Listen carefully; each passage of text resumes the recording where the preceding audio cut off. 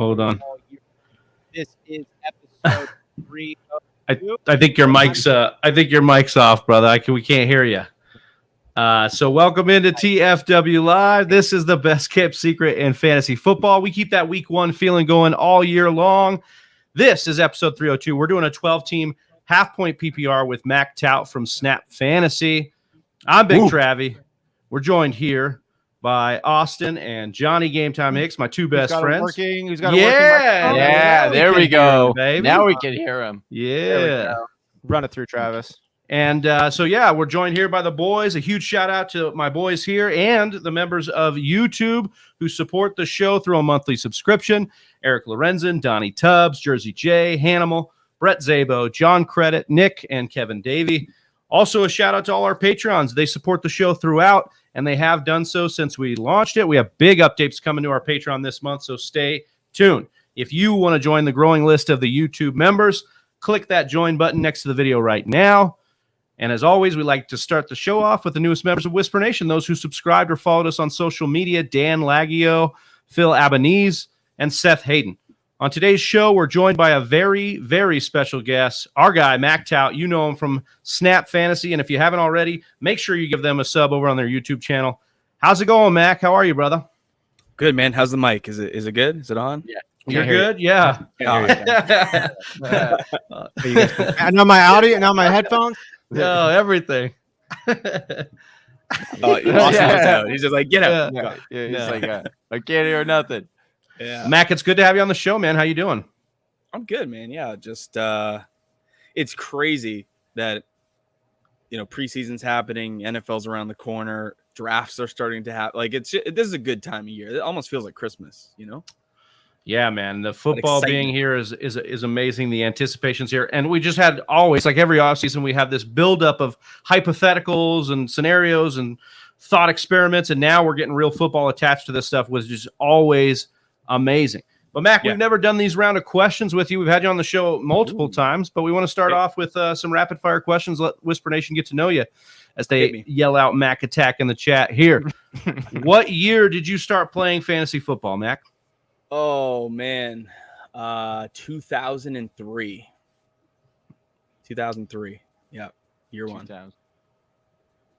Sorry, I'm opening up my notes. Do you root for your NFL team or your fantasy team more? It's even though it feels like it's fantasy, it's still very much so. If the green and gold win, it's a good day. So, Packers. Yeah, go Pack, go baby. Favorite fantasy football player all time, Mac?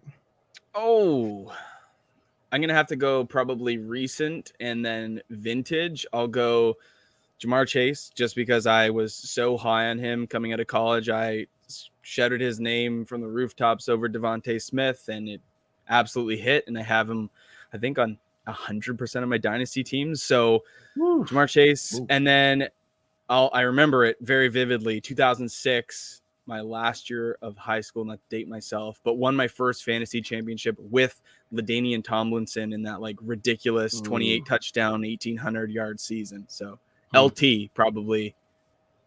The flip. We'll go running back wide receiver combo there. How about a fantasy player that's burned you the most? The negative end of that. Bro. I didn't want to go down the Stark road. I still hold so much hope, but Nikhil Harry.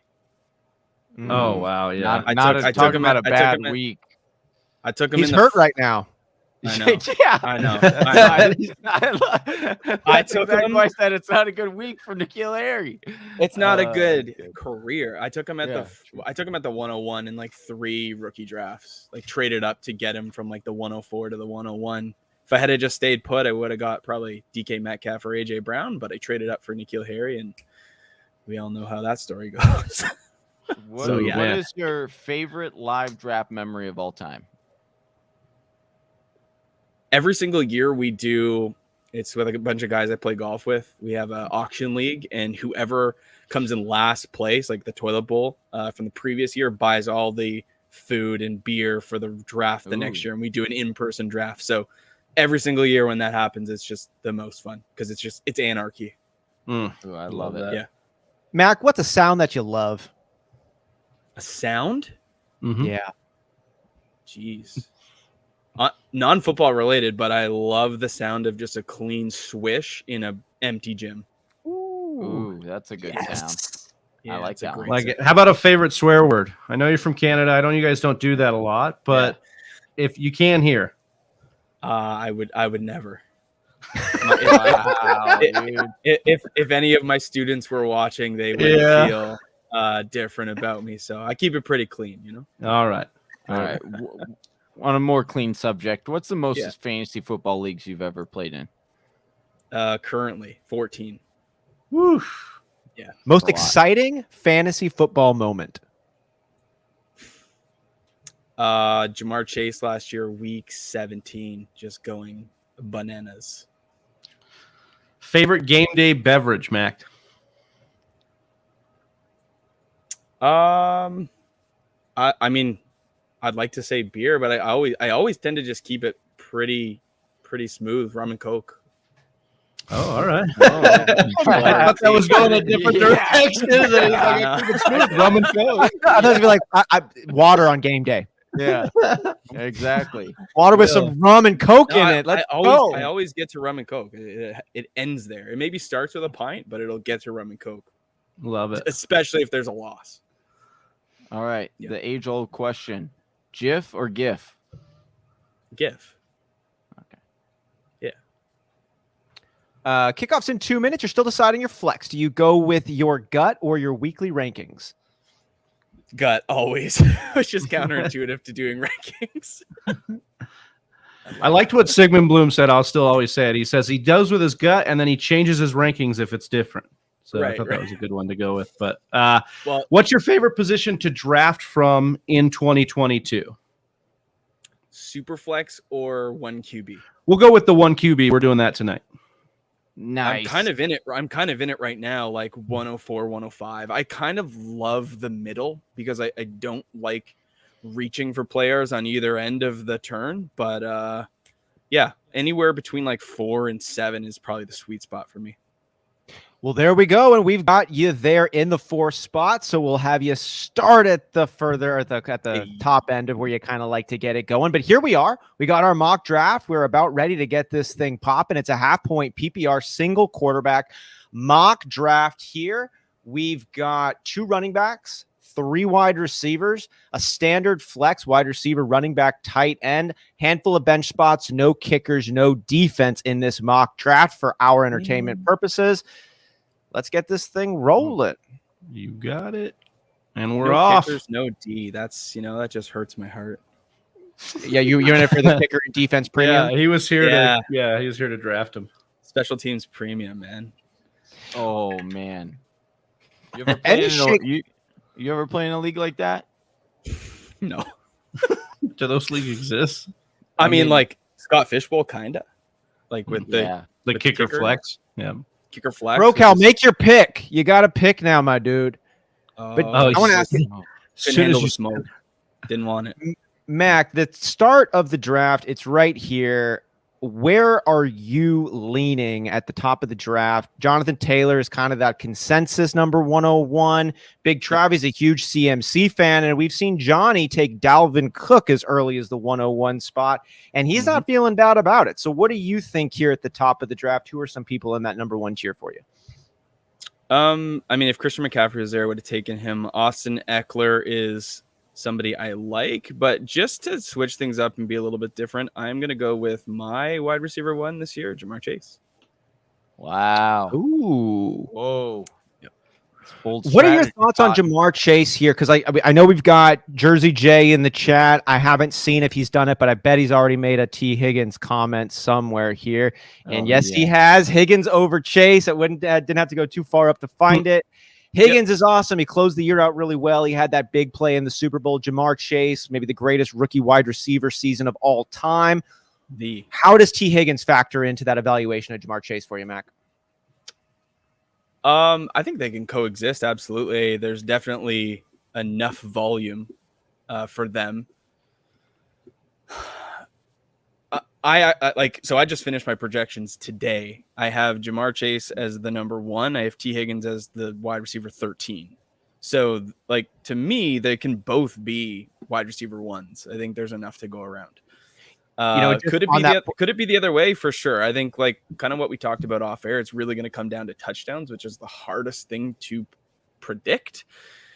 But like for every single reason why people love Tyreek Hill, his big playability, his ability to just dominate a game is kind of the reason why I like Jamar Chase. And people are like, Justin Jefferson, we saw him have that unbelievable rookie season, and then Jamar Chase comes out and beats it. And then it's like, well, Justin Jefferson should probably regress, right? And then he completely, improves upon that in year 2. So why can't Jamar do that this year? I'm a huge Jamar Chase stan, so this is a biased perspective too, but you got to be biased on. Yeah, like I think you could really make a case for Cup, Jefferson, or Chase. I think it just comes down to preference, and Jamar's my guy, so I'm going to roll with him. And, for anybody there in the audience, part of Whisper Nation, listening in and hearing about multiple wide receivers on the same team and getting a little spooked, I think that's an understandable reaction. But we've talked about this a little at length, and one of the best stats we saw come forward, I don't know if it was Matt Harmon who shared this from the Reception Perception earlier, or another one of our great guests. I think it was Matt, but he had that stat he tweeted out not too long ago showing multiple wide receiver 1 finishes on the same team going back the last 10 years. And 7 out of the last 10 years had 2 or more teams both finish with a wide receiver 1. And then if you go a 1 wide receiver 1 and a wide receiver 2, or like a wide receiver 2 and a wide receiver 3, it's super common. It happens more times than it doesn't in the NFL. And I think Higgins and Chase is like the perfect matchup. So if you're out there, Whisper Nation, you're a little concerned about both of these dudes feasting, I'd put that concern to bed. They're both going to be just fine. I mean, if you want to go like, top 12 wide receivers, like wide receiver 1s, in 2020, you had Justin Jefferson as the 6, Adam Thielen as the 8, supported by Kirk Cousins. You had DK Metcalf and Tyler Lockett at 7 and 9, top 10 wide receivers. There's a lot of room. So for these guys to both be top 20, top 24 wide receivers, no problem. I think that's like a foregone conclusion. Yeah. But it's very, very possible. And you're right. I think last year, if you counted top 24 finishes, there were 5 duos that actually fit inside that top 24. Notably too, all of their quarterbacks were top 12 quarterbacks that year. So there's a very strong sort of relationship between top 24 wide receivers as a duo and then having a top 12 quarterback. That's why I'm a little bit concerned with Tua's ability to support those players in Hill and Waddle. Here you go. And those want to bring in really quickly here, Jay Hurwitz 3's question. Would you guys take Derrick Henry above Justin Jefferson in the first round PPR this year? We just got out of the first round, working through the second now. Johnny, would you take Derrick Henry above Justin Jefferson in the first round? Sounds like a full point PPR.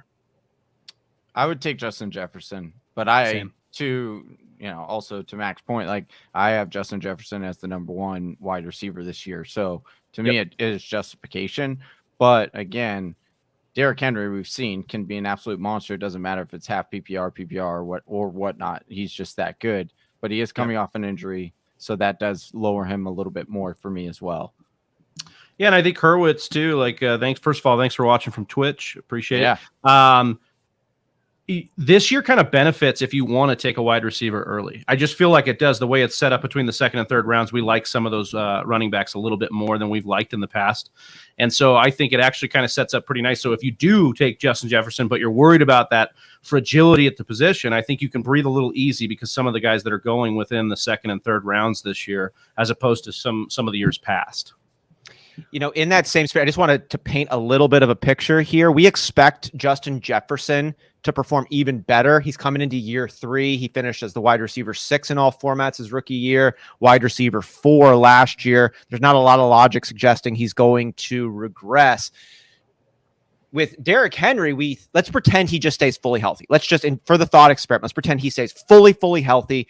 Vrabel and the Titans run Derrick Henry exactly as they would like to, which means, all the time in every situation. Justin Jefferson last season finished with 329 points over there in PPR. If we take a look here at Derrick Henry, 2 years ago, where he was the number one running back in standard, 330 points. So they're right there, right along. And that was a season where he had over 2,000 rushing yards on the ground. So Justin Jefferson, we're expecting to do a little bit better than he did last year, which would have him going above Derrick Henry's 2,000-yard season. So I don't think there's any problem in a full-point PPR taking Justin Jefferson. I think there's actually some concern going the other direction. And I love Derrick Henry more than most people do. Like in a full PPR, you just have to take someone who's going to get volume in the passing game. And like Derrick Henry's seen more volume over the last couple of years, but it's still not anything comparable to, you know, a true pass catching back like a DeAndre Swift or a Christian McCaffrey or Alvin Kamara, right? So he does have a little bit of a bonus there, but you got to think that Justin Jefferson's going to have 75 to 80 more receptions than him. So spot him 80 points to start the year.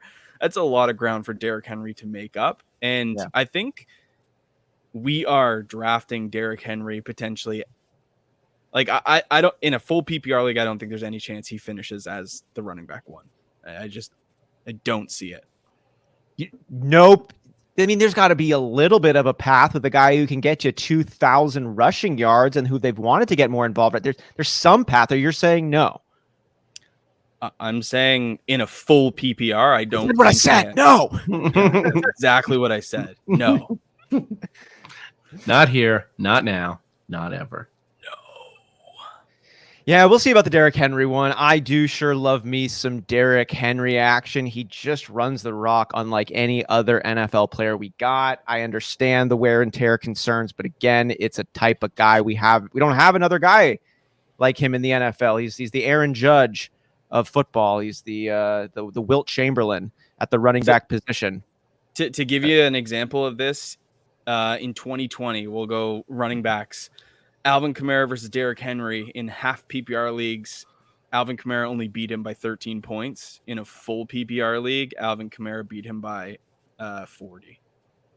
Let's talk about Alvin Kamara a little bit, because I think this is a really, really interesting position, right? A former number one, an incredibly skilled player. We've got some suspension concerns.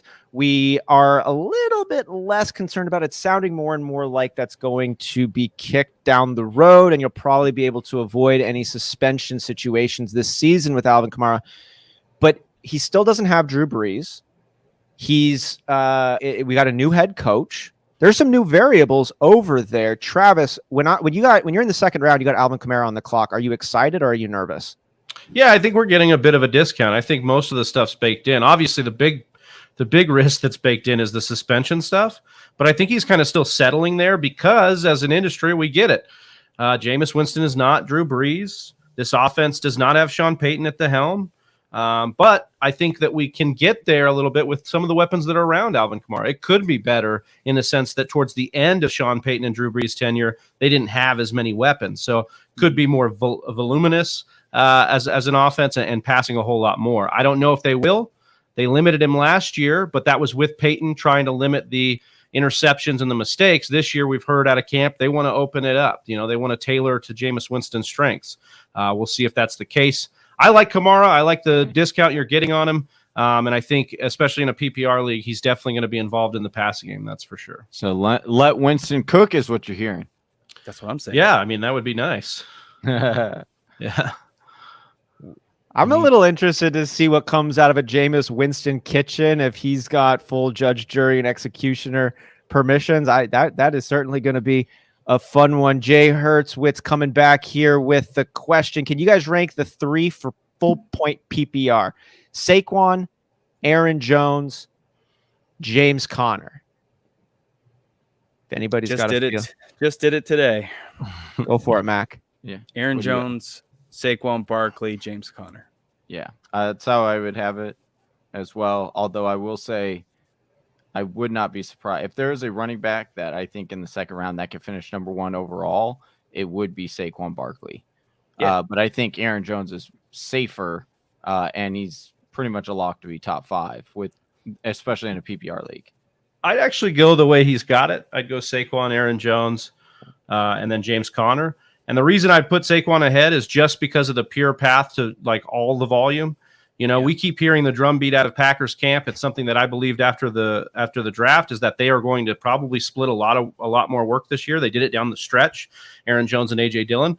And I think just that is enough to kind of cap Jones's upside. Now, Johnny's right. I think the floor is there, or the role's there. He's going to be great in the receiving game. So in PPR, you're definitely like, you love him. He's a good pick. But I think I would eke out just to, you know, it's kind of splitting hairs, but I'd eke out Saquon just because of the ceiling for me. I get that. Yeah, I think I'm gonna look at my projection here. Actually, No team bump, not the team bump from the Packers to the Giants isn't enough for you, Travi or Mac. Well, so for me, Yeah, I think ahead, that's why Jones. I think that's why Jones is actually as high as he is, because his opportunity share, like of the rushing yards, he's basically 50-50 with AJ Dillon in my projection. But because the Packers are going to potentially run more plays, definitely more plays in the red zone, again, that's kind of baked in. So even though the volume is not going to be the exact same as what Saquon gets, the efficiency and the value of touch is going to be much higher. So I think that's why Jones is slightly ahead for me. I just checked. It's 5 points difference. So we're splitting hairs here. It's not much. I want to bring a little attention over to the last running back in Jay Hurwitz's question here. We haven't talked about James Conner. I wanted to ask Johnny here about the Cardinals running back who came and surprised last season, supposed to be that handcuff for Chase Edmonds. He ends up having a phenomenal season, a ton of touchdowns there for James Conner, 15 on the ground, another 3 through the air. We're presuming he doesn't have as much competition coming into Cardinals camp this year. Darrell Williams, they picked up. Eno Benjamin has been there now for a couple of years.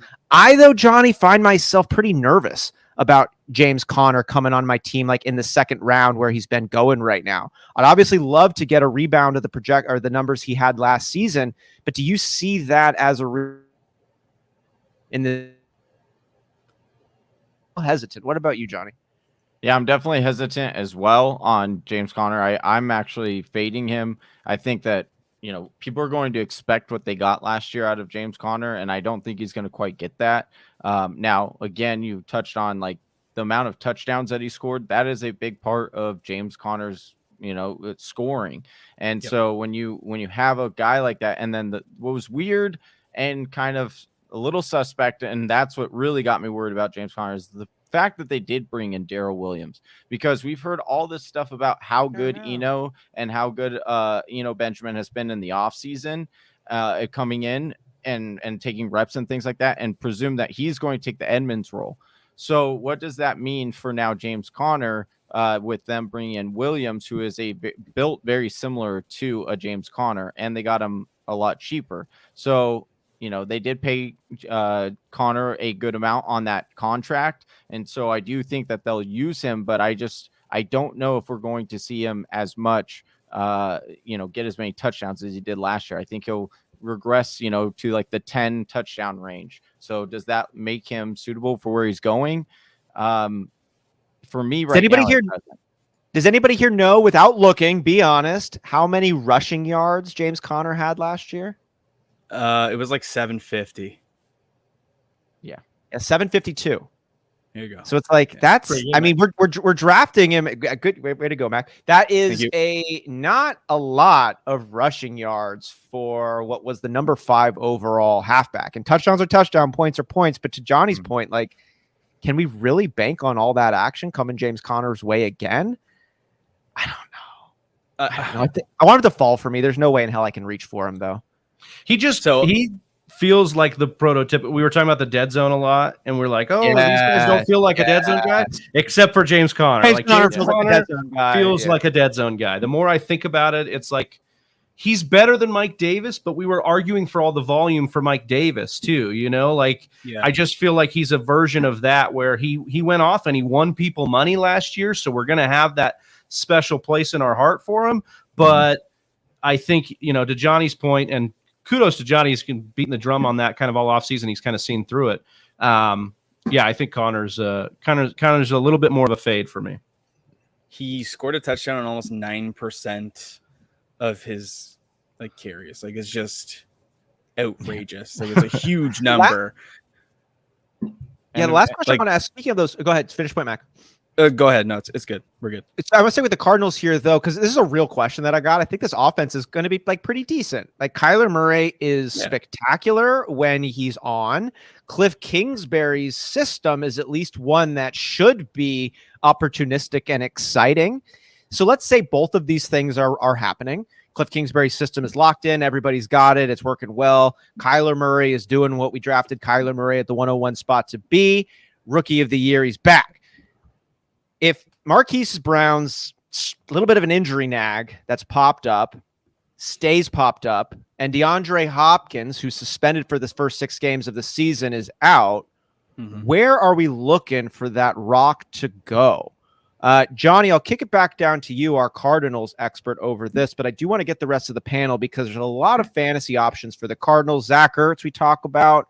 Maybe we get some other running back action outside of James Conner. Rondale Moore, perhaps. I don't know, Johnny. What do you think?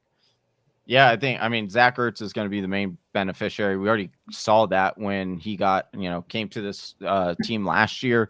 He was the tight end 5 down the stretch. So I do think that, Ertz is a guy that a lot of people are sleeping on as far as top 5 because the situation is going to be the same for half the season. Now they do have Hollywood Brown in, and I think he's going to get a lot of targets, but Christian Kirk was also filling in last year, and he was a starter or could be a starter, flex starter for you. I think Hollywood will have a better connection with Kyler since they played in college, and Kyler was a big advocate for wanting to get Hollywood here.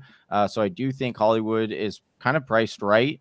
But I want to talk about Rondale Moore because, shout out to Travis because he was like hearing some stuff, and then I kind of looked into it more, and they do kind of expect Rondale to take a bigger role this year and get a lot more in snaps and as far as slot goes and things like that. So that is good news. He's becomes one of the better values, I think, in fantasy drafts right now, because we've seen it. Like we saw last year when he had that one touchdown. Now, again, you don't want to be like, oh, this is what he's going to do all the time, but you see the upside because he's one of those players that you plug into your flex spot, and all of a sudden he can get you, 20 fantasy points that win you the week in your flex spot because he gets a breakaway, catch in this offense where people aren't going to really game plan for him or scheme for him because he's not a bigger name. So no, I like that. I love the Rondale Moore sighting. Very exciting playmaker. Hope to see him involved more. Is there anybody like we're fading AJ Green? We're done with that now. Yeah, that's basically. Maybe I see Johnny giving a little. Maybe like a weekend flyer. You got some buys and some injuries, and it's a good situation against a good opponent. Fine. Exactly. It's like because what's going to is, or at least is the report is that he's actually going to take the Hopkins role, position to open up while he's on suspend while Hopkins is suspended. Now, does that mean I think AJ Green should be drafted? Not necessarily, but I think in DFS. Against certain matchups, I do think that he will be worth playing in DFS because there will be weeks where that is just the option that they go with in certain plays because it's a one-on-one option and AJ Green can still go up and get it. We saw him do it last year. So he's much more of a DFS play for me or a deep league. Like I drafted him in the Scott Fish Bowl, but that's because, we do 22 rounds. I got him in like the 20th round or something like that. And so it was worth it for me to use him just for a couple of games that way. I think in a best ball or in a big tournament play like a Scotty Fish Bowl, he's a great play because, Hopkins is going to miss those 6 games. And I don't think there'll be anything to come for Marquise with his speeding thing. I don't think so either.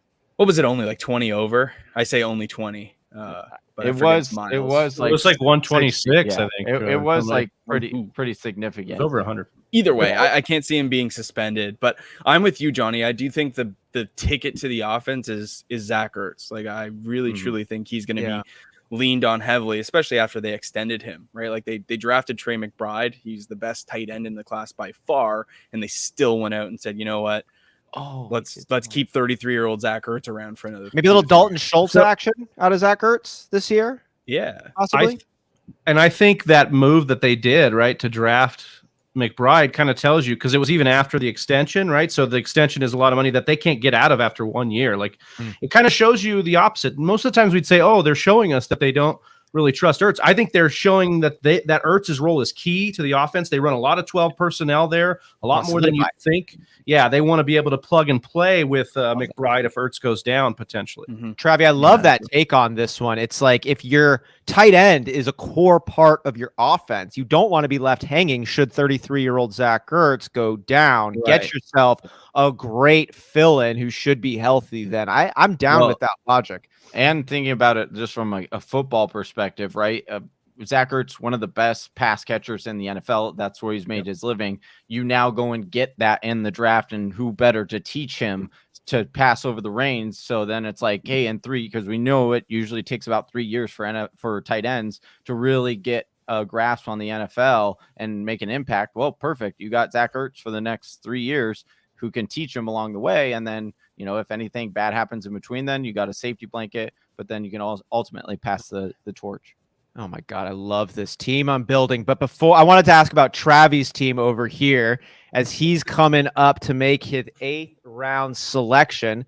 And the piece I really wanted to actually get to into his brain nuggets with was about Michael Thomas on this nuggets. Yeah, there we go. I want to pull as many of them out here. Yeah, and we'll kind of kick it out. I know Travis here about to make his pick. So I'm going to snipe Travis. That's my goal here. Well, I've got 2 guys here, so hopefully you don't take either of them. And that's the way we do it, Travis. Baby, let's go. Whisper Nation, plan on getting sniped. Give me plan one. on getting sniped. Oh, we got that's good. No, we're good. I'll be on Jersey. I do like Burks. He would have been a backup. I definitely clicked Treylon Burks to draft instead of London, and somehow London ended up on my team, and it's very gross as a person who's actually.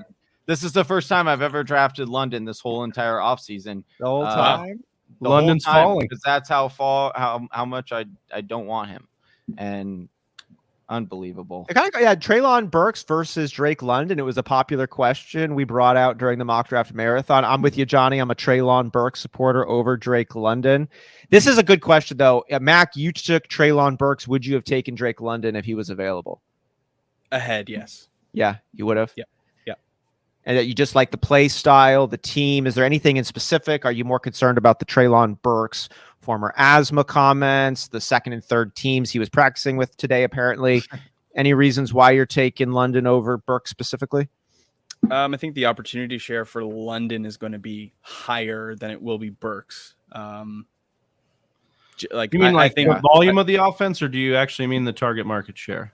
Like the market share that London and Pitts will have over their counterparts, I think will be far greater than what like Burks will have. Just because like that offense is still going to be focal around Derrick Henry. And, I was screaming for years, like AJ Brown needs more volume, and we saw it in spurts, but it wasn't consistent.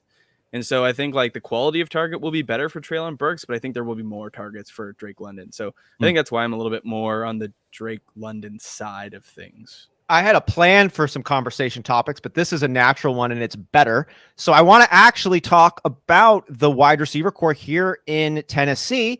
You just talked about Treylon Burks, but Dirty Jersey here, Jersey J, who took Robert Woods, who's been getting great reports out of camp. He's been getting great reports from the doctor's visits.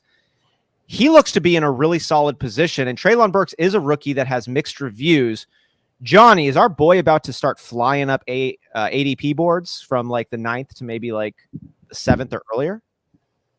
I certainly hope not. That would be not good. Because like the reality is like I think right after, I think I can justify it maybe in this 8th round, are you going to take a rookie or do you want to take Robert Woods? I could see the justification. I would still probably go with the rookies. Really? Except for London. I would I would go over. But the reason is that it's a different system. Not saying that Bobby Trees can't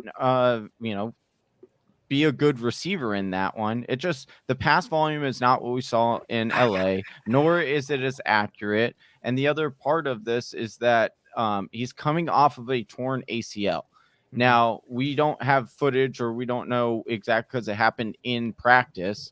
So we don't know the extent of that, but you still know that like history history still has shown that, receivers take a while to come. It take 1 year post injury before they can get back to their kind of productive selves. So that's why I'm also kind of out on Bobby Trees this year.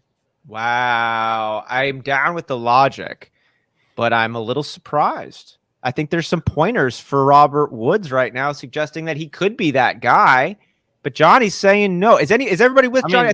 I think I am too. I just wanted to get a sample. What do you guys think? Yeah. Are you Robert Woods? Is he appropriately priced? Is he climbing up? What do you think is going to happen with Mr. Bobby Trees? I think he'll probably stay where he's at just because of it. It won't matter if he's shed the knee brace already and he's looking good. That's what everybody's saying, but he's still like past the apex, right? Like he's not a guy that we're like jacked to go draft, even if all things were healthy, but we have questions about him. And so, and we have questions about the offense and the volume of the offense. I mean, Johnny, I'm with Johnny on the take on Robert Woods, and, show people, this is growth. Johnny out here on the show, just pumping Robert Woods all last year. And now he says, look, things have changed. Things have changed. I told you guys it was the system. That's why I was pissed when he went down, because I was like, oh, now I know OBJ is going to produce, because that's what this guy. That's why what OBJ does, baby. Well, no, that's not what he does. But he plays quarterbacks. That's what he does. But I will say that's why I am excited about Allen Robinson this year, and I think that he's a steal for where he's going in the fourth round. Because here's the thing: do I think he's going to be better than Cooper Kupp? No, but do I think Cooper Kupp more realistically finish as like wide receiver 6, wide receiver 5, and then Allen Robinson is a wide receiver 12? Like, I think that's more realistic to what happens. So when you're talking about value wise, Allen Robinson is going to be one of the better values. Now, do I ever think that he could be the number one? No, not unless Cooper Kupp goes down. And then I think that's what it would take. But let's stay with Allen Robinson here for a second, because I think Allen Robinson is another name that's about to start flying. We're about to start remembering how good he was year 2 in Jacksonville. We're starting to recognize what an improvement he's got at quarterback. Maybe Matt Stafford starts to take a little bit notice of how good his number 2 wide receiver is. Like, Robert Woods, love you, dude. Back to the Buffalo days. When you're standing in next to Cooper Kupp and Van Jefferson, you kind of blend in a little bit more. I'd say Allen Robinson really has some physicals to him that are just objectively impressive, straight up. Like, this dude is a physical specimen. He's really, really talented. He's still 28 years old. He fucks hard. He's really. Some would say, thoughtful. Hey, he doesn't just have endurance, but he knows how to hit it. Like, there you go. Yeah. His life is so rich through the painful points in life, and he's factored into the way he love makes. Sean McVay would say War Daddy fucks hard too. So that's true. Yeah, but War Daddy fucks one speed, and I think Allen Robinson's got multiple speeds on this one. Like, he's. This metaphor has gone off. Is War Daddy Bobby Trees? Yeah, that's what Sean McVay called him. He said he literally called him War Daddy after a game when they won and gave him the ball. And he's like, here you go, War Daddy. War Daddy. Yeah. Got it. So we talked at the top of the show about their 7 out of 10 years. 7 out of 10 years, the last 10 years, we've had 2 wide receivers finish as a number 1 on the same squad. I hadn't heard a lot of people gas up the Cooper Kupp, Allen Robinson possibility. And is there a world where Allen Robinson is like a back-end wide receiver 1, high-end wide receiver 2? Honestly, I think it's one of the best bets that you could do right now. If there's going to be, look, there are like teams that they've done it several times or been very close. The Rams are one of those teams. The Vikings are another one of those teams. Now, we do talk about how the Chargers or the Bengals could be one of those teams, but realistically, all 4 of those teams. And then you could even throw in there Denver, because we were talking about. And you get a top 10 wide receiver, and you get a top 10 wide receiver. Oh, man. I mean, those are all the teams that are going to have that potential because, 1, both the receivers are that skilled, and 2, the system would dictate where that could happen. That's possible. And so I do think that the Rams are not being talked about enough. Actually, I was going to bring that part up. Speaking about when the Podfather was on the show, I was going to ask him if that was one of those teams. I know, right? I think he glossed over it because I couldn't even get to that one because I said another team, and he's like, Hell no, that's not going to happen with that team. Might have done that. Yeah. He might have done that. Who knows? Yeah. I got to make my pick right now. I had a really good fucking Mac, pick. I see you paired Lance with our boy Aaron Rodgers. You in on Rodgers being maybe a tad? It might be a little bit better for Rodgers without Adams there. And I'm not saying it's better to not have Davante Adams on your team, but he might just disperse the ball around a little bit more, not force it. I think for me there, that pick was just like there's still value on the board at quarterback. And yes, it's a one quarterback league, but what if Trey Lance struggles? What if he's not this, heir apparent to Josh Allen in play style and ability? Like, what if things just take a little bit more time? And Aaron Rodgers is a great option to plug in. So I don't love taking a second quarterback, 2 rounds apart from my first one, but it's me just a little bit hedging on the Trey Lance pick a little bit and just, hey, there's value on the board still. So tier break Rodgers, I'll take it. I like that I one. love that. Yeah, I did too. I wanted to bring in this question. Speaking of hedging, we've got the Broncos who are hedging their halfbacks. We're talking about a snap count right now. Javonte Williams, Melvin Gordon, both reportedly on one. Is that good or bad? Would you still get them? Snap count for preseason? No, they said it was for the regular season. That's what they said. I don't buy it. Yeah, I know. I've heard, Mac, on your show, you're a big Javonte guy. You've been talking about him since he came out. You're in on that, and it's a good guy to be in on. He's good at football. But how do you feel about this shaking out? Because they did, alternate these series. They did. Melvin still had a lot in the tank, it looked like, and was very efficient. Do you think that Javonte just forces Denver's hand down the stretch here? Yeah, like factoring in the rushing ability of Russell Wilson. I'm just going off my projections I did today. I had him at 13% of the total rushing, Russell Wilson, and then I had Javonte at 60% and Melvin Gordon at 30%. So it looks like you need to update those projections that you finished just today. And because it's 50-50 split, baby. No chance. I have Javonte Williams as the running back 6 on the year. So I'm sort of projecting a breakout. I'm sort of seeing the Melvin Gordon contract as he's a cheap insurance policy to a guy that was already in the system. He understands how things are. But I think when you have a rookie that comes in and does what Javonte did with a 50-50 workload, that why would you not get him more involved? I think he's a better pass catcher. I think he's a better runner than Melvin Gordon at this point in his career. And to me, why draft him where you did if you're not going to use him like at a higher capacity? So different. That's what I'm hoping regime, for though, too. Yeah, GM. that's fair. But he's the guy I'm betting on. No, I think the bet on talent's correct. My question isn't so much the split, because I think Javonte can overcome that. I think, eventually he could be like, hey, separate. I agree with that. It'll really be about pass protection and receiving for me. And I don't know how we're going to project that to happen. Russ also hasn't thrown a ton to his backs. Now, was that Seattle? Was that Russ? We'll find out a lot, but that would be kind of the determining factor. So also Melvin is Russ's boy. Yep. Shower narrative for sure. Dude, they went to Wisconsin together. They're used to it, dude. They don't want anybody else. I don't know. It's not that I don't.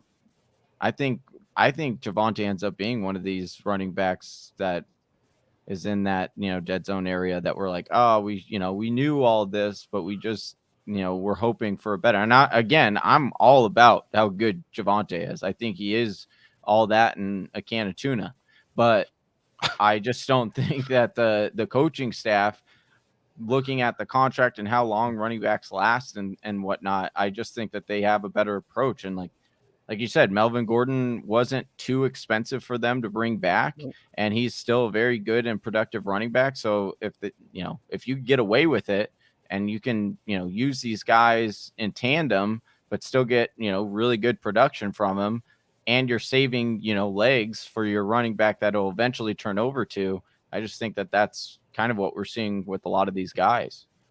Does anybody think Javonte Williams is going to finish with fewer fantasy points this year than he did last year?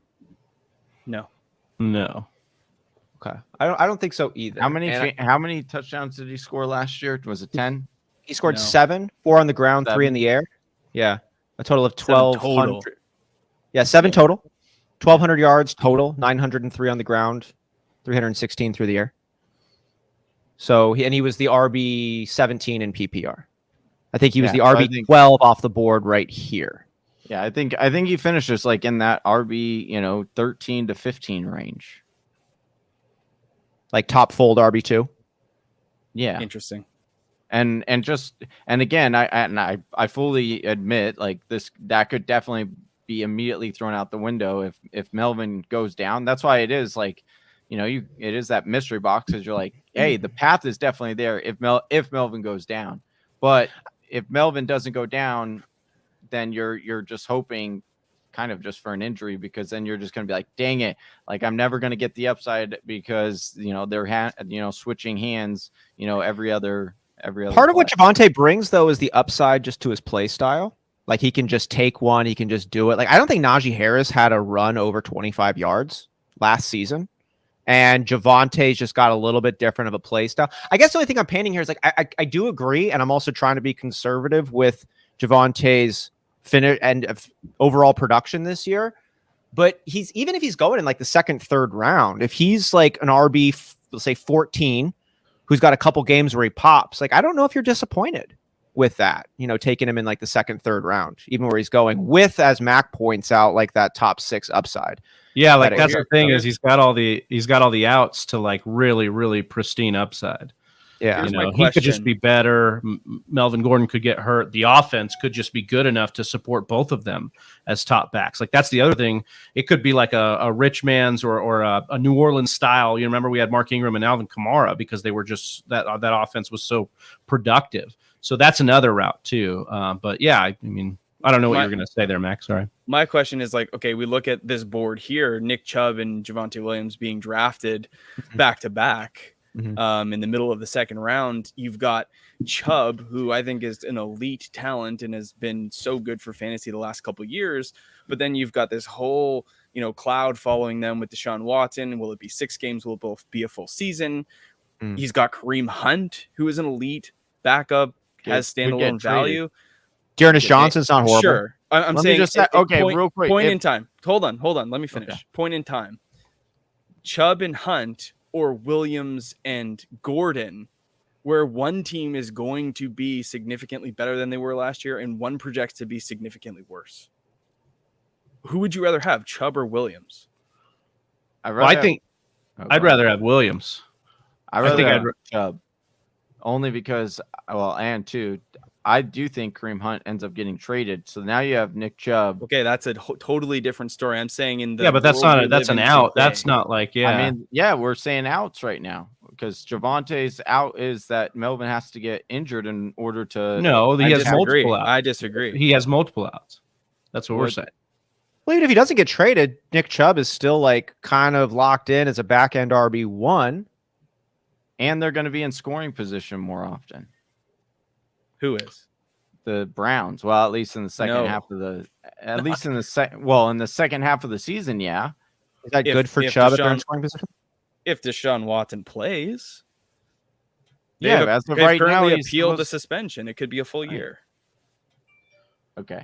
So there's a lot of variables, is what I'm saying. But I think, honestly, for me personally, the stronger bet is with Javonte Williams. That's me personally. Certainly brings a lot of upside to this. And we brought a lot of upside to your ears, Whisper Nation, as we are one pick away here from wrapping up another mock draft Monday with y'all here. It's fun as it's always been. What we're going to do here, Whisper Nation, is we got the panel. We got the 4 of us. We're going to just break down our teams and share some insights. Ronald, I know you're here. Don't worry, I'm getting to it. We're going to break down our squads just so that you can know what we were thinking, how we built it this way, any mistakes we ended up making, maybe any bits of adversity we overcame, if we pivoted throughout the draft. I want to know the insights from everybody here on the panel, but don't grade your own team, says Ronald. We're going to have everybody else here take a stab at your team. Whisper Nation, please let us know here how the panel did breaking down our own squads. And then we're going to have Mac pick somebody else here that drafted with us and give him a roast or a toast. If he's feeling wild and he wants to roast and toast, he can do that. It is open.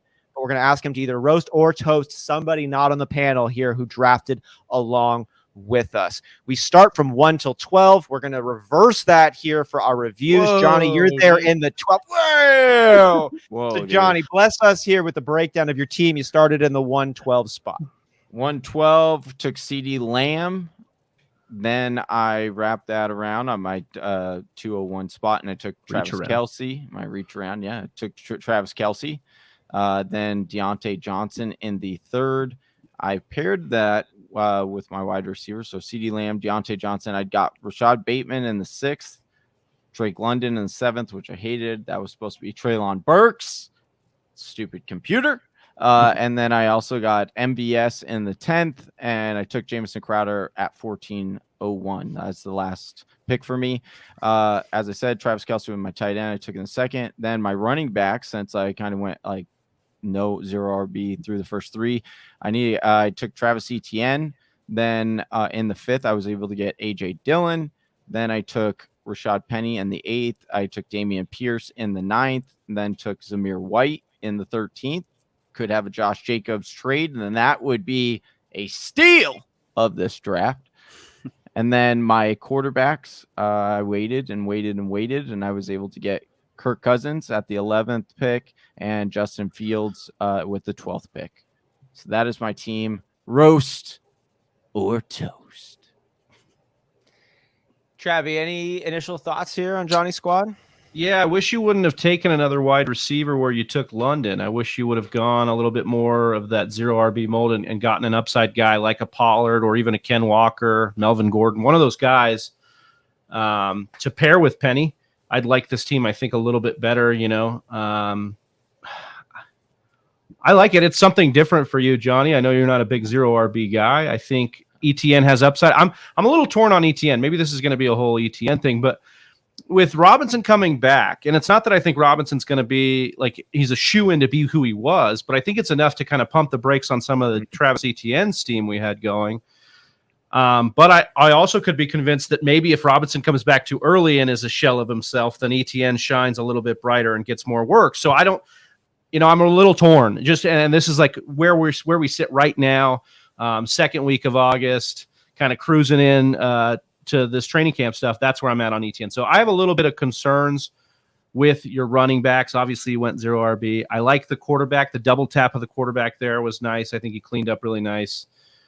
I know that Deontay Johnson's good. I just don't draft a ton of him because I think he's kind of whatever. Championship contender in the playoffs, on the bubble, or outside looking in, Travi? He's probably – I think he's on the outside looking in. That's what I would say. I don't think – in zero RB, I think you have to do a ton to the other positions that you don't go to really solidify yourself ahead. And I think you dipped into running back just a little too early, maybe. And maybe you didn't get like a quarterback or another wide receiver to really, really get that strength over it. So that's why I'd say outside looking in. But it's funny. I actually really like this. I actually really like this team. It's funny how the perspective is so different. I like it though. I think AJ Dillon has a good chance to be a running back 2. ETN I have high hopes for. Like, let's not forget. I think I was on your show when I said why could they not draft him at 25? Yeah. We had a perfectly healthy James Robinson coming off a really, really good season as an undrafted free agent, and they still drafted Travis Etienne. So let's not forget that. James Robinson now has to overcome their preference for Etienne and a torn Achilles. So I think I'm fairly bullish on Etienne. I think he profiles to be that type of back that you want for fantasy football. So I like Dillon, touchdown upside. I like Etienne and his potential workload. Bateman in London. I like London as like probably the one rookie wide receiver to return value. And then Bateman, I think, has a breakout season in him. Penny is being disrespected in the 8th round, and Damian Pierce is a nice little dark horse to overtake Marlon Mack. So what's your final ranking, Mac? Championship contender in the playoffs, on the bubble, outside looking in. I think this team is in the playoffs barely, and it all hinges on Justin Fields having a fantastic season. I'm on the bubble with this squad. I think it's a fun build, and I thank Johnny for putting the 0 RB down on our mock draft Monday. That's what this is all about. Now is the time to sin, ladies and gentlemen, and you get to work it a little bit out of your system and get ready for the actual drafts coming up. If I'm looking at this squad, though, and hoping to make the playoffs, I'm going to need some of those guys that were taken in the top 5 rounds to do things they've never done before. I need CeeDee Lamb to be a wide receiver 1. I need Deontay Johnson to be a wide receiver 1 without Ben Roethlisberger. I need Travis Etienne to be an RB2 or better. And I need AJ Dillon to be better than he was last year, which was his best finish ever. I think he was like the RB23. If those things can all happen, you're sitting in a really nice spot. But again, those are all things that haven't yet happened before. Well, we're moving into the future. That's what it's all about. So we'll see. I like the Bateman pickup. I think Penny, I'm right there with you, Mac. It's a problem. Damian Pierce, love the gas up he's been getting there too. Liked him before the draft. Like him even more today. And I think I'm with Travis. I'm with you there on the other positions outside of the wide receivers there for a 0 RB build. I think I would have been a little bit higher on this squad had he taken like a Kyler Murray, Jalen Hurts, Patrick Mahomes there, possibly, and just given himself that ceiling play at the quarterbacking position. If Justin Fields fills that in, you got it made. There's a reason though why he's going right now in like the 12th, 13th round. So if that would have happened, it could have shifted up. But some exciting pieces here to look at, Johnny. Well done. Yeah, like a Mahomes Kelsey stack coming out of the beginning of the 6th would have been fun. Like instead of Bateman, give yourself I like a Bateman Patrick a lot. I do too. I do too. It's also start 3 wide receivers, so I do prefer the Bateman pick. Yeah. Well, there we go. I like moving the team, here, Johnny. I think it's good. I appreciate it. Thanks. Moving here from big numbers to small numbers. I'm the next one up. I, in the 8th spot, took Dalvin Cook. Very happy to get that. I like his running ability and his pass catching ability. I like the offense, I like the skill set. Aaron Jones, I think he's coming into a probable top 5 finish. That's like what he does most of the time he plays football for a full season. And I think he's coming into his best opportunity. I love Aaron Jones in the 2nd round. Gobble, gobble. T. Higgins and DK Metcalf could both be wide receiver 1s. I like their builds. They're physical freaks. And they've got relationships with their quarterback. Even if it is Geno Smith, he did have decent games. It wasn't horrible, but I'm holding out. I went back and forth between DK Metcalf and Terry McLaurin. I'm just into the physicality of DK Metcalf right now. Antonio Gibson is my 3rd halfback. I understand the concern, but taking them as a 3rd RB, I like I'm okay with whatever happens there. Patrick Mahomes there in the 6th. He fell to me. I'm happy with that very much. Brandon Ayuk, he's in great shape and got great rapport with Trey Lance. Apparently, get ready. Kenneth Walker again there as my 4th RB, kind of going just with that Antonio Gibson. It's a good stash bench running back to have. Algier and Herbert right along in that same spirit. Russell Gage there is the 4th wide receiver. Osborne is another dart throw. Gesicki there. He's got over 110 targets. That's not easy to do. I think those go down, but maybe to Johnny's point, some of the touchdown regression comes up for Gesicki. I think he's got some upside there as a late round tight end, and T-Law just as a quarterback dart throw coming into his 2nd season. There it is. I like this team. I think I'm not big on Gibson this year. I've been kind of in and out, but as my 3rd running back, I love that. I love where you got him. Haven't been the biggest on DK, and I think that having him as my wide receiver 2 is nice. With Higgins, I like Ayuk. I love Gage. I think people are still sleeping on Gage's potential with the Julio addition. KJ Osborne, I think, is a great contingency play. If Thielen or Jefferson goes down, I think Osborne's could smash. I like this team. I think it's in the playoffs. Yeah, that's what I would go there. In the playoffs. Quick question: have you guys finished out your projections for the year? No. Okay. Where do you think DK Metcalf will fall in your projections? He's going to probably be a top 20. He's definitely going to be a top 20, top 15 most likely.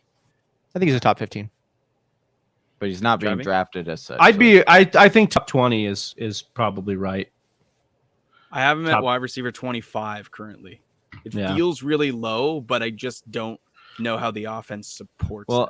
It's going to be the touchdowns, right? Like that's going to be the difference of what is going to be a top 15 performance versus a top 25.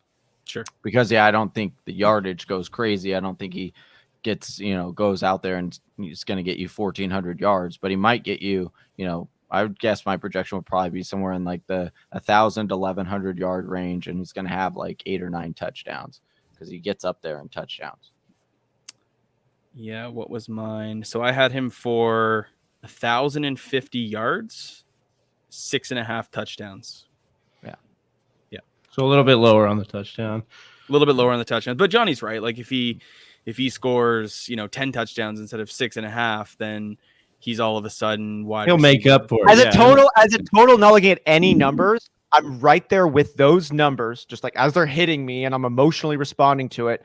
I'm right there with those numbers without DK Metcalf's special sauce. Like I think he gets that, but then there throughout the season, a couple plays where he picks Stephon Gilmore up by his underpants and throws him over his shoulder and just takes one extra play in. I think he does that like 2, 3, 4 times over the course of 17 games, which, gives him an extra like 200 or 300 yards and like 2 or 3 touchdowns, which is like, yeah.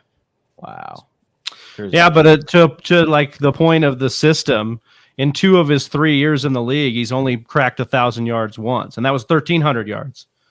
But it's definitely not. And that was with Russ. So he's been a wide receiver 1, 2 out of 3 years. Well, you're definitely hoping With Russ. that Jimmy Garoppolo. You're definitely Yeah, hoping for sure. Jimmy Garoppolo goes over there. The big question marks are out on DK Metcalf. They're there. It's why DK Metcalf is still going in the 4th round. We know these ones here. It's going to be certainly interesting to see camp reports as these. This is going to be one like, if there's one positive camp report coming up, like, or a negative one, like, I think that's going to swing it in a big direction. But any other comments, and then just a straight up grade here for championship contender in the playoffs, on the bubble, or outside looking in from Mac and Johnny here before we jump over to Mac's squad. I think you're bubble.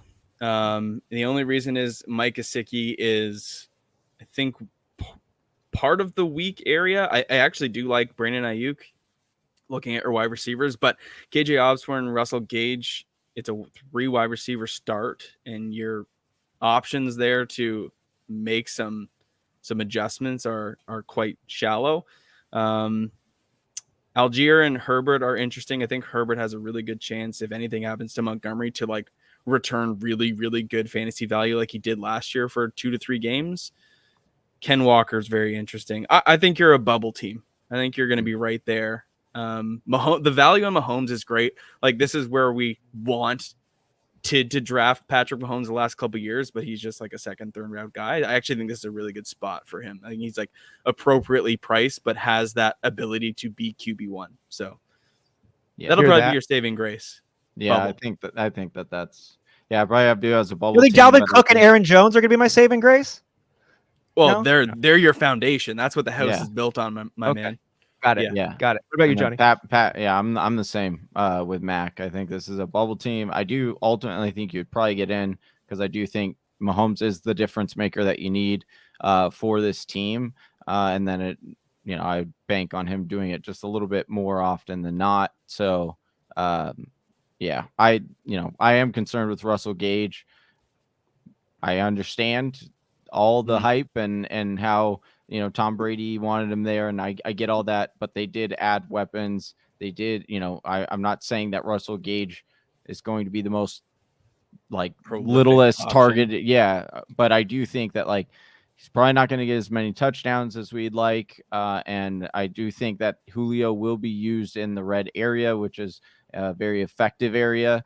And that is going to take away a lot of Russell Gage's value. And so, I think it was Scott that said 13th round or something like that. I don't know if he would last that long, but I would drop Russell Gage a little bit. And I think him and Julio are kind of in that same kind of grab bag kind of, hey, hope that what I'm expecting happens this year or this week kind of plays, as opposed to, hey, every week plug and play it, which is what I thought Russell Gage was going to be before Julio went there. So, yeah, I think ultimately it just ends Julio's a part-time player, though. I don't think Gage is going to be I think Gage is getting paid to be their full-time slot guy, period. I think that's what they're doing. And Brady's slot guy is going to be valuable in an offense that throws a ton. And Julio, is going to be used in red zone packages, but there's no more Gronk. So really, we can see 3 wide receivers plus a Gronk or somebody that scores touchdowns thrive in a Brady offense. And I think that's where Gage sits. Even if Godwin comes back, even if Julio's rotating in the red zone. You can make the same argument about Julio. That he's going to be their slot guy? No, I can't. No, not that. No. And here's the other thing is like Godwin's their slot guy. So what does that mean? He's not. Yeah, Godwin's going to be outside with Mike Evans when he comes back. Gage is going to be in the slot. They will be moving them all around is the whole point. Is like they're all going to be interchangeable. And so that is why they're going to cut into each other's workload.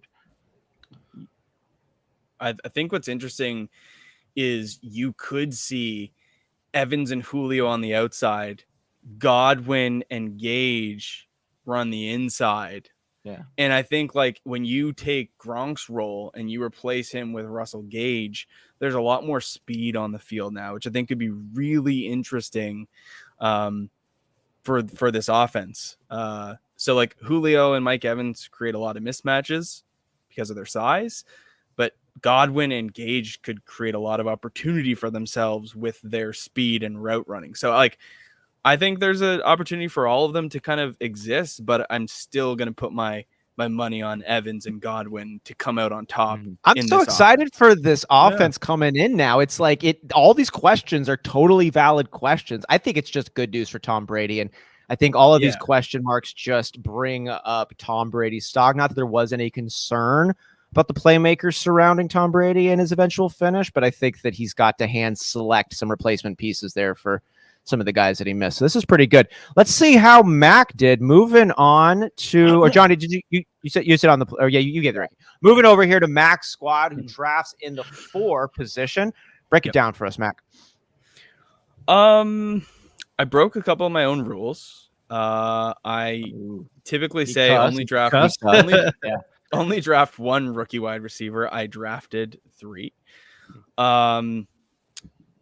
I think in hindsight, like the one pick I wish I could have back was AJ Brown. I think I would have gone Keenan Allen ahead. I was tempted to go Higgins, but it's exposure if you could just get away from it, be better. So AJ Brown's fine, but I think I like Keenan Allen a little bit better. But Chase, Brown, Juju, Treylon Burks, Dotson, Watson, there's some upside there. I think Juju, Brown, and Chase should hold down the fort. Like Kamara, I think Travis said, we're getting a little bit of a discount. I'm going to take that. I'm not concerned about a possible suspension. I think that'll be pushed to 2023. Kittle, I like the value on him, so I grabbed that tight end value. And then Lance and Rodgers, a nice sort of duo to work through. If Lance does have that sort of strong showing that we saw over a couple games last year, like that could be fantasy league winning, like Jalen Hurts was last year. So we'll take the shot on it, but I typically don't like taking double quarterback, but Rodgers is a pretty good QB2. So decent squad. I think it would be maybe a playoff contender. I don't think championship contender, but I think it would compete. What about you, Travi? How you looking at Mac's team? I think it's outside the playoffs. Sorry, Mac. That's okay. I like Chase and I like Kamara. I love AJ Brown as a player. I'm really torn, similar to the kind of like the conundrum. It's a sex appeal team, dude. Yeah, I mean, the top 3, and then I'm just like, I'm kind of fading David Montgomery. I'm kind of fading Josh Jacobs. I can get in on Juju and Treylon Burks. I think it hinges a lot on Lance's affinity for Kittle. Like if you can get in and Lance loves Kittle and Lance is a good fantasy quarterback, then I think you're probably in the playoffs. Right now, I have a little bit of concern with it. And it's the running backs. It's beyond Kamara for me. That kind of sinks it. Yeah. What about you, Johnny? I think this is a playoff team. I think you'll string enough. And AJ Brown, I am similar, as you guys with the feels for AJ. But when he does play, there are going to be games where he can dominate, and those games with Chase, it's going to be hard to beat you. And I just think that with I'm not like super up on a lot of these running backs.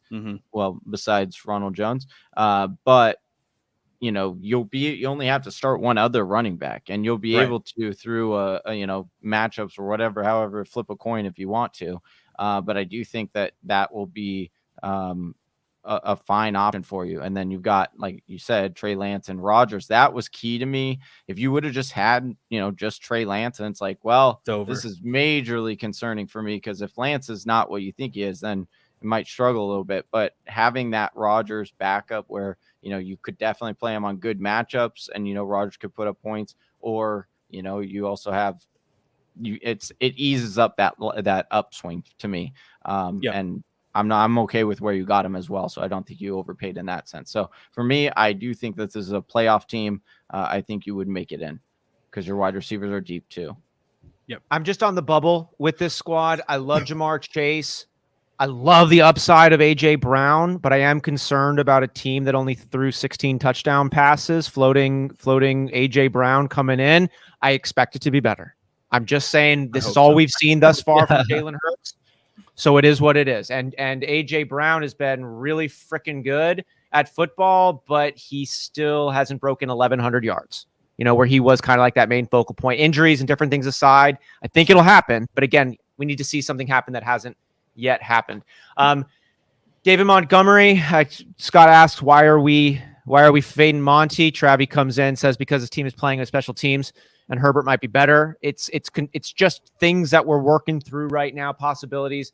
Similarly there with Josh Jacobs as well. There's been a lot of chatter. Is he on his way out? We saw him get action in the Hall of Fame game, a game where Derek Carr got no action. Devontae Adams was not involved. Darren Waller didn't touch the field. It almost seems like Josh Jacobs is in that, let's see what you got for me, not like let's bubble wrap you and keep you safe for the season. So I got concerned there. And then Juju Smith-Schuster, we don't know who the number one wide receiver is. Treylon Burks, it's there.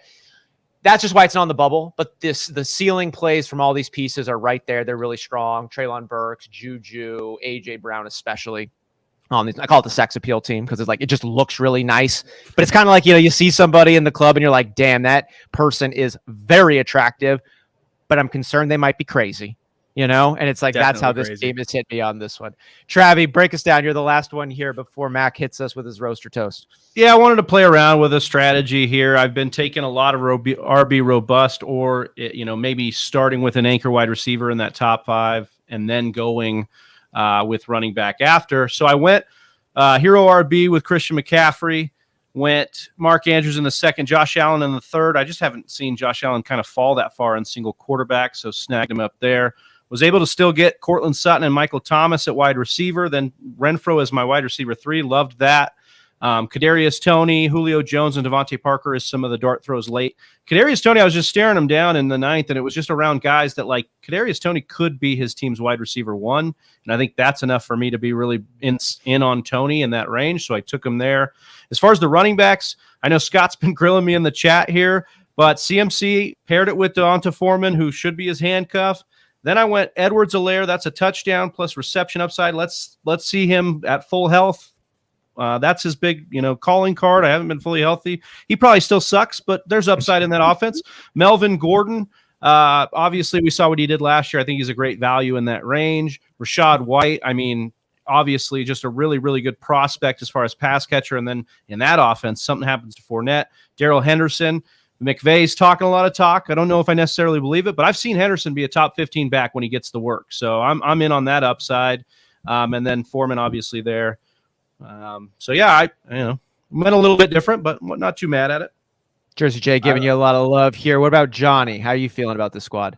I do like that. I like how you end up doing this, like that 3 elite strategy. And then I think things fell the way that they did, and you just kind of took the values. And I think that,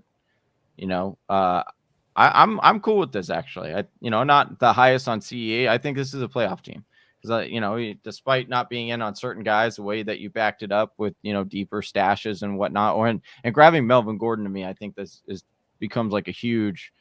I think he is a great guy to target, whether or not you think you're on one side of the fence or the other. Melvin Gordon screams a guy that would be just a tremendous value, if the reverse of what we all think could happen where, Melvin goes down. Well, if Javonte goes down, all of a sudden you've got an RB1. I think, we've seen Melvin Gordon be that. So I do really like this team. I'd say it's in the playoffs for sure. What about you, Mac? I'm gonna go the other direction. Sorry, Travi. Whoa. That's all good, brother. I don't think this team makes the playoffs. But honestly, I think it's just we all have different perspectives. Like we kind of talked about Javonte and Melvin. And I believe in Javonte, and I don't believe in Melvin Gordon's. So if you're on the other side of the fence, I can understand why you think the grass is greener on that side. But like typically when we see elite tight end and elite quarterback taken in the early rounds, typically the team doesn't have the depth that you would want it to have because you prioritize those other positions. And while you're going to be very good at those positions, starting 3 wide receivers, you're going to have to start Renfrow, Tony, Julio, or Devontae Parker on any given week. Don't you diss Renfrow, dude. I'm not dissing. I'm just saying, when you stack him up against other trio of wide receivers across the board, it's just a little bit weaker. And then running back, Christian McCaffrey can be a running back and a half. But like Clyde Edwards-Helaire doesn't give me the warm and fuzzies. Melvin Gordon, I'm not typically in on. I do like Rachaad White. I don't know. I think there's some depth issues that you'll have to overcome, but you'll be very solid with those top, 4 players. I love Sutton this year. I think you don't know if you like my team or not, Mac. I think you keep trying to say you don't, and then you do. No, I think there's a really, really good foundation with McCaffrey, Andrews, Allen, Sutton, and then after that, I'm very worried. So if things pan out differently than I think, then I think, and this team will probably end up winning. I've heard. I don't know what's going on, but I heard Matt come in here say that Travis lacks depth, and then that Austin he's shallow. I don't know. Yeah, he's got all the measurements. Yeah, what do you mean measurements, Sam? Yeah. I'm just he's messing with you. Travi, I like this squad here, and I like it because of the Michael Thomas news that's come along. Michael Thomas is about to blast up ADP boards if his strong camp continues, and the positive comments related to his psychology and relationship now with the new coaching staff continues to be bright. I mean, Michael Thomas is way more of a gangster than I've admitted in shows past. Like, this dude has multiple top end finishes. And you're getting him pretty darn late. You get that 3 elite strategy going there. I love those 1, 2, 3 picks. You got an anchor RB there too. So like, I'm with Mac on the concern of the other pieces, but you only need to get one and you can kind of rotate it. It'd be nice if you could handcuff CMC to make sure you got yourself an actual starting running back all the way through. But that's not the world we're living in. He did. Yeah, you got Donta Foreman. Oh, there we go. Okay. Is it Johnny Foreman? Is it Chuba? We think we know. It's probably it's Donta Foreman, dude. He's the dog. We have He's no the idea. dog in that. We don't know if they're going to split it up. We don't know what it's going to be. Yeah, that's the only problem. And it's not the passing game work if he went down. That would be. It's not a 1-for-1, but it maybe is. We just don't know. But moving on from that, your RB2 is the question mark. Is it CEH? Is it Gordon? Is it White? Is it Henderson? You don't love any of these guys. Worst case scenario. I mean, Clyde Edwards-Helaire, though, is in a decent position. And let's say that goes the shit direction. Melvin Gordon, in his what's expected to be the case, is like, let's say he gets 46% of the touches over there in Denver, and he's a back-end RB2. I expect CMC to be an RB1 plus. You average those out. It's like you got 2 RB11s. I think that's just fine, considering Mark Andrews and Josh Allen, Cortland Sutton, Michael Thomas to go along with it. So I'm not concerned about your RB2. I think you hedged it out pretty well, and that top-heavy approach, I think, sets you apart from the rest of the teams.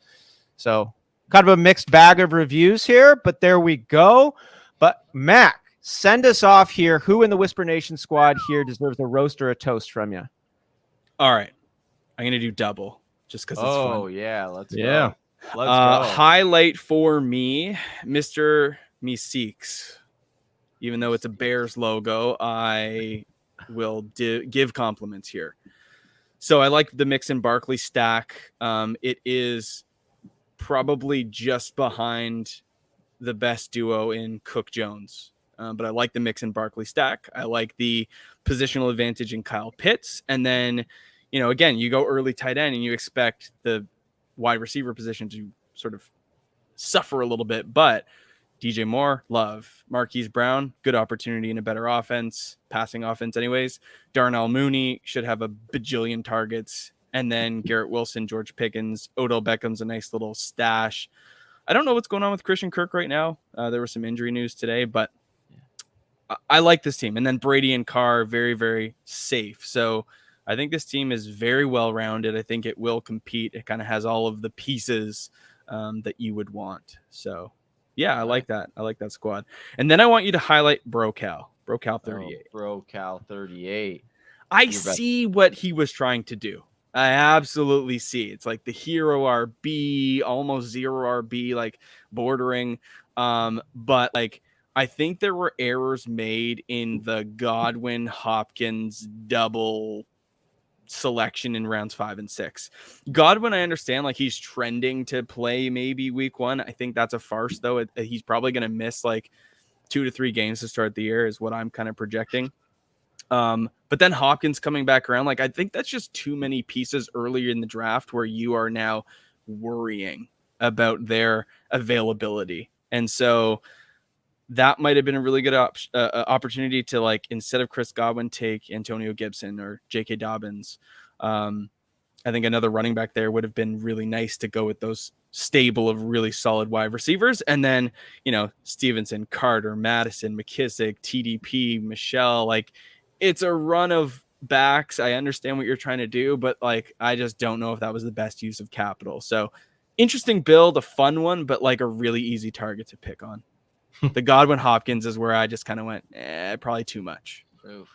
Well, some highlights, some lowlights, and everything in between here. Mac, thank you very much for blessing us on this mock draft Monday. Join in the stream, mocking along with us. Please let Whisper Nation know again where they can catch you and if there's anything they should be keeping an eye out for what you're working on. No, just Snap_fantasy, Twitter, Instagram.